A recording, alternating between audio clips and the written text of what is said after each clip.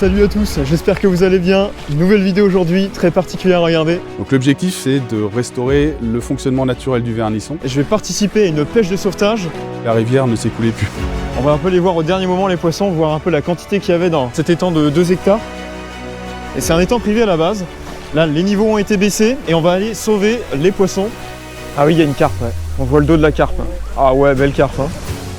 On a une belle équipe et l'idée c'est de ramener le filet vers la zone profonde ici pour récupérer tous les poissons et les sauver et les répartir dans d'autres étangs. Allez, je vous embarque avec moi pour cette pêche de sauvetage.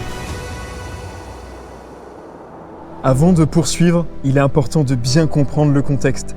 Cet étang est entièrement privé et surtout, il n'a pas été vidé depuis plus de 20 ans. En tant que passionné de pêche, j'ai déjà eu l'occasion d'assister à une vidange, mais c'était sur un plan d'eau public. Et croyez-moi, c'était déjà impressionnant. Car la réalité, c'est qu'un étang conserve toujours une part de mystère. On imagine, on suppose, mais tant que l'eau est en place, impossible de savoir réellement ce qui s'y cache. Et ici, l'inconnu est encore plus grand. 20 ans sans vidange, sur un plan d'eau privé presque oublié, personne ne sait véritablement ce que nous allons découvrir. Aux côtés de l'épage du bassin du Loing, de la Fédération de pêche du Loiret, d'étudiants du lycée des Bars à Nogent-sur-Vernisson et de nombreux acteurs du milieu, nous allons procéder à une pêche de sauvetage au filet afin de récupérer l'ensemble de la population piscicole. Une intervention qui suit en réalité un protocole précis, bien plus structuré qu'il n'y paraît. Mais cette opération s'inscrit aussi dans un projet écologique d'envergure. Et vous allez en comprendre les enjeux tout au long de cette vidéo. Si vous êtes pêcheur ou simplement amoureux de nos rivières, ce que vous allez découvrir pourrait bien vous interpeller.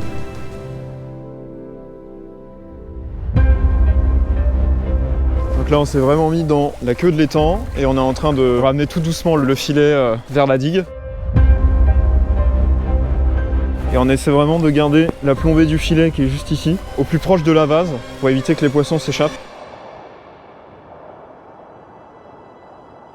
Moi c'est Jonathan, j'ai 44 ans, je suis chargé de mission milieu aquatique à l'épage du bassin du Loing, donc c'est un établissement public d'aménagement et de gestion des eaux. Donc en gros notre cœur de métier c'est de restaurer le fonctionnement des rivières et ruisseaux du bassin du Loing. Le bassin s'étend sur 3 départements, donc avec le département source qui est l'Yonne, traverse le département du Loiret, notamment la commune de Montargis. Le Loing conflue dans la Seine en Seine-et-Marne à Saint-Mamet.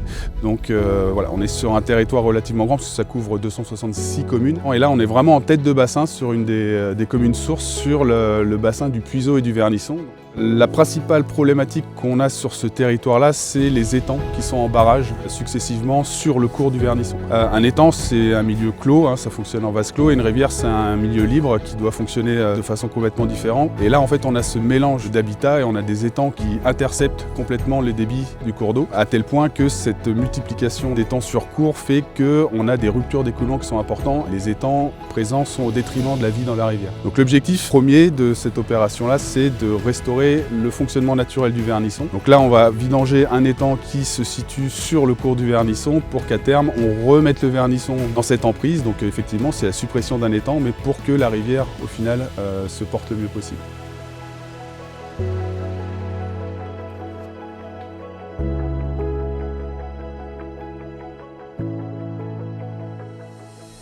Et il commence à y avoir lourd de vase là. Ouais. Le visage commence à changer de couleur là. Ouais. Pas froid. Premier mouvement en surface là.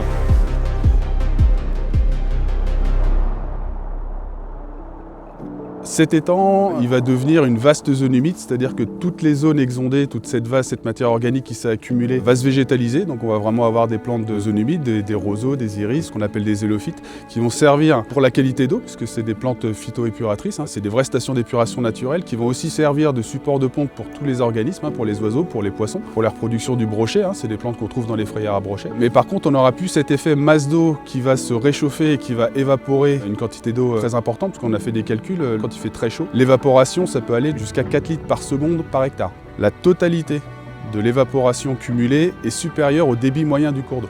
Donc l'objectif, en fait, au final, c'est que la rivière s'écoule naturellement, donc les eaux sont plus fraîches, et on aura moins d'évaporation, et au final, on aura plus d'eau dans le cours d'eau. Le fond du problème, c'est que en fait, tous ces étangs-là, donc c'est des étangs qui peuvent être riches, mais par contre, c'est au détriment du fonctionnement de la rivière. Donc l'objectif étant de restaurer le fonctionnement de la rivière dans l'emprise de l'étang qui lui-même est placé sur le lit naturel de la rivière. Ce type de projet, ça va bénéficier à l'ensemble des usagers, y compris le monde agricole, puisque les prélèvements agricoles sont liés directement au débit des cours d'eau. Donc on a le milieu qui va se retrouver restauré, on va avoir un débit qui sera pérenne toute l'année, donc on va avoir la biodiversité qui va revenir et les usagers, notamment les agriculteurs, vont pouvoir aussi bénéficier de cette restauration des milieux aquatiques. Voilà, on a à peu près fait les 2/3 en termes de coups de filet. Plus ça va, plus on est en train de se rapprocher de la zone profonde et de la digue. Et on a déjà pu apercevoir les premiers mouvements en surface. Après, c'est un petit peu le côté incroyable de cette pêche au filet. On est dans la vase, il n'y a pas Pogouto, mais on va un peu les voir au dernier moment, les poissons, voir un peu la quantité qu'il y avait dans cet étang de 2 hectares. C'est un peu la surprise. On peut très bien tomber sur de la carpe, du brochet, du cendre. Donc là, la prochaine étape, ça va être de resserrer doucement le filet, d'installer les piquets. Et après, on va commencer la pêche de sauvetage. Pour la petite anecdote, en 2022, il faut comprendre que le vernisson était à sec du mois de mai jusqu'au mois de février l'année d'après. Donc en gros, il y a 70% du temps où la rivière ne s'écoulait plus. Et cette problématique de chapelets d'étangs qui, pour la plupart, sont irréguliers, d'un point de vue administratif, sont illégaux, c'est vraiment au détriment du fonctionnement de la rivière. Quand on a un milieu qui s'assèche sur des périodes prolongées, c'est toute la biodiversité qui s'éteint, même si la nature a une résilience assez importante. Le problème, c'est que les assecs sont pratiquement annuels. L'idée, c'est que, en dehors du fait de restaurer des zones d'expansion de crue, des zones de frayère, c'est surtout améliorer l'hydrologie de la rivière. Ces zones humides qu'on va restaurer vont vraiment avoir un rôle d'éponge. C'est-à-dire que l'hiver, elles vont se remplir, elles vont se gorger, et l'été, elles vont restituer progressivement. Ah là, plus on avance, plus c'est dur de tirer le filet, parce que la vase se prend dans le bas du filet, c'est de plus en plus lourd.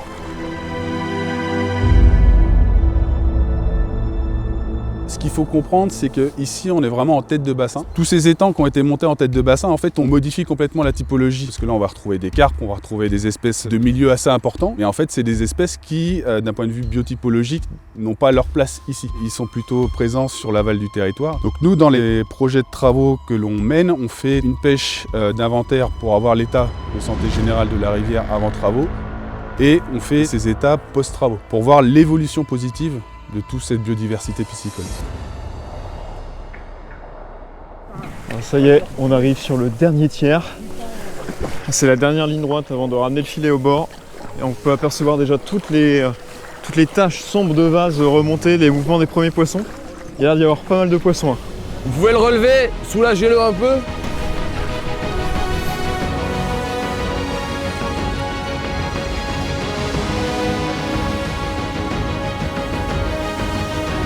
Là, il nous reste plus que 10 mètres à ramener. Je pense qu'on va pas tarder à voir les poissons. On les voit bouger là dans les filets là. Plein de petits poissons, il y a des gros aussi je vois derrière. Puis là ils sont partis chercher les piquets. Parce que l'idée là c'est de ramener le filet au maximum. Et après on va mettre les piquets comme ça et ça va faire un réservoir. Il n'y aura plus qu'à aller chercher les poissons avec des grandes épuisettes. Ah oui, il y a une carpe, ouais.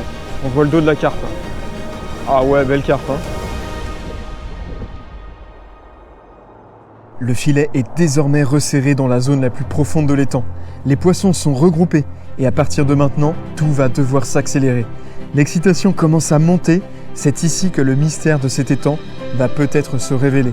Quelle sera la richesse de sa population piscicole? Allons-nous découvrir des espèces variées, des individus inattendus ou de gros spécimens? Toutes ces questions vont trouver leur réponse dans les minutes à venir. La prochaine étape de cette pêche de sauvetage se met en place. Avec les étudiants, la table de tri s'organise pour identifier chaque espèce avec précision. À proximité, le camion est prêt, équipé de bacs oxygénés destinés à accueillir les poissons dans les meilleures conditions. Dans les minutes qui viennent, les équipes vont devoir intervenir rapidement. Les poissons seront prélevés à l'aide d'épuisettes, triés par espèce et par gabarit, puis transférés sans délai dans les bacs. Chaque minute comptera pour limiter leur stress et maximiser leurs chances de survie. Ce type d'opération se déroule d'ailleurs le plus souvent en hiver. À cette période, le métabolisme des poissons tourne au ralenti. Leur consommation d'oxygène diminue et les risques de mortalité sont fortement réduits.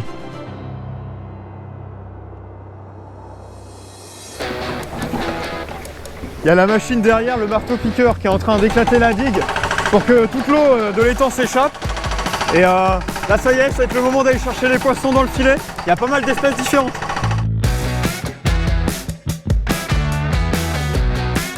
Ah, il y a un beau brochet là. Super.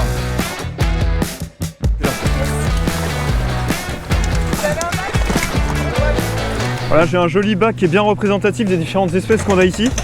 On a du brochet, du gardon, on a du carassin, vraiment des très très beaux carassins. On a des petites perches et là on a ce qu'on appelle poissons nuisibles qui vont être mis à part des bacs de tri. Donc on a de la perche soleil et on a aussi un petit peu de poisson chat.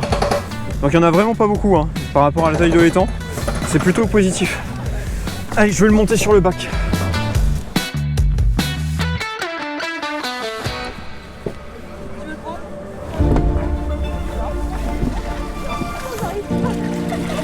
Et là on a les premiers poissons. On a du carassin. Vraiment des beaux carassins.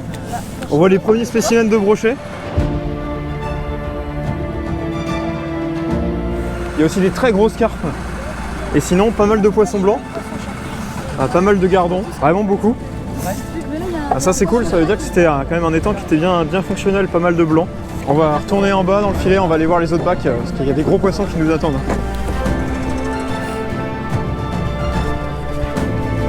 Ah oui. Oh, regardez. C'est le plus beau spécimen qu'on a vu pour l'instant. Un beau bébé déjà. Ouais. Ça va dans un bac spécifique ou pas? Il bouge beaucoup. Hein. Vas-y.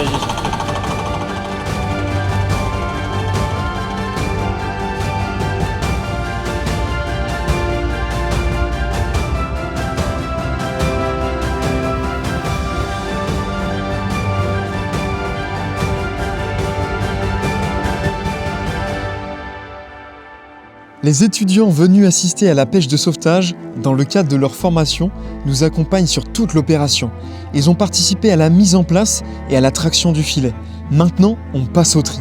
Les poissons blancs, comme les gardons, les rotangles et les carassins, sont dirigés vers un premier bac. Les plus gros poissons, notamment les brochets et les carpes, sont placés dans un second. Certaines espèces ne seront pas réintroduites dans les plans d'eau publics. Elles sont donc mises à part. Le tri se fait progressivement. On identifie les espèces, on répartit et on prépare la suite du transfert. Donc là tout simplement le but c'est de faire le tri entre les différents poissons. Et voilà, de mettre les espèces indésirables dans un bac et ceux qui sont prêts à repartir dans les étangs dans un autre. Je vais le monter bien. T'as un beau brochet là.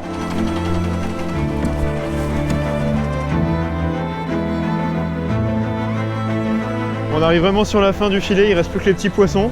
On a quelques bacs à ramasser, puis après ce sera la fin du tri et on ira les relâcher dans un étang qui est pas très loin d'ici.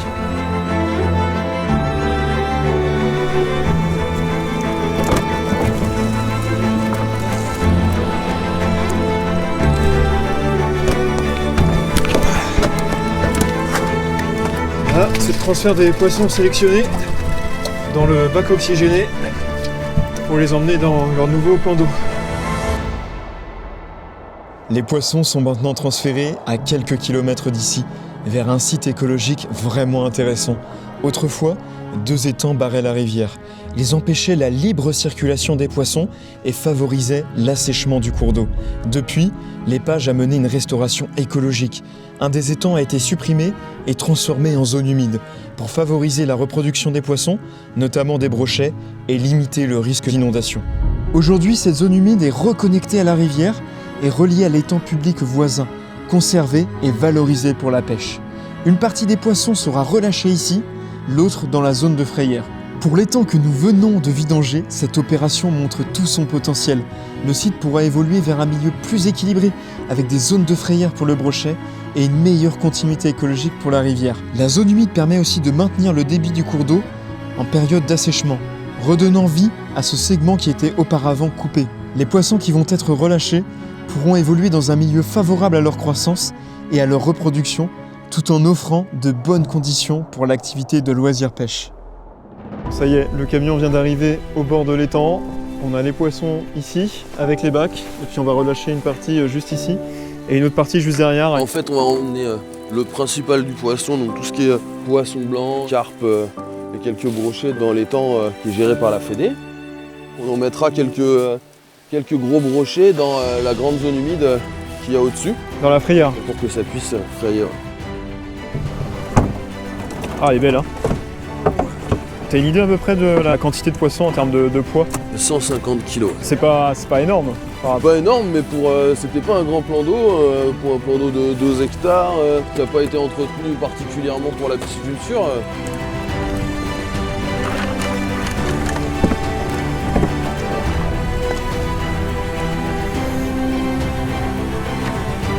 Ah, elle est belle. Elle est belle celle-là. Voilà. Et Antoine, si tu devais nous faire un petit bilan là, de cette journée pêche de sauvetage. Bah écoute, bilan de la journée plutôt positif. On a sorti 150 kg de poissons à peu près de ce plan d'eau. Pour un plan d'eau de 2 hectares qui n'est pas entretenu à vocation de pisciculture, etc., c'est plutôt pas mal. Avec un peuplement bien équilibré, parce qu'on a pas mal de gardons, quelques brèmes, et au final un ratio de brochets qui est pas mal. Donc, et franchement, ce qui était intéressant surtout, c'est qu'on a toutes les classes d'âge de brochets. Oui, on a vu des petits, des plus gros. Donc ça veut dire que vraiment la partie zone humide fonctionne bien, et du coup c'est plutôt bon signe pour l'avenir, une fois que les travaux de l'épage seront terminés.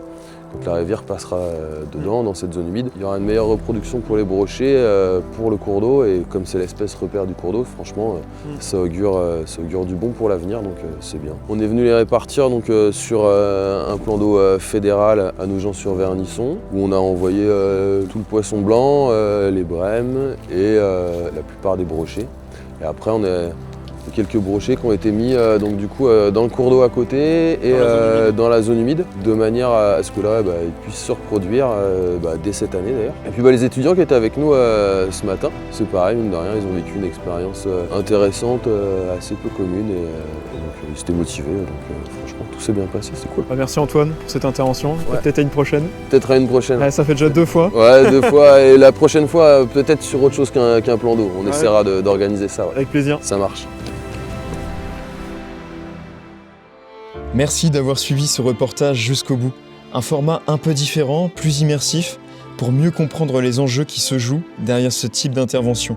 Au-delà de cette pêche de sauvetage, cette intervention s'inscrit dans une démarche bien plus globale. L'épage, l'établissement public d'aménagement et de gestion de l'eau, intervient à l'échelle du bassin versant, depuis les sources jusqu'à la confluence avec le fleuve. Car ici, chaque action compte. Et comme on le dit souvent, les petits ruisseaux font les grandes rivières.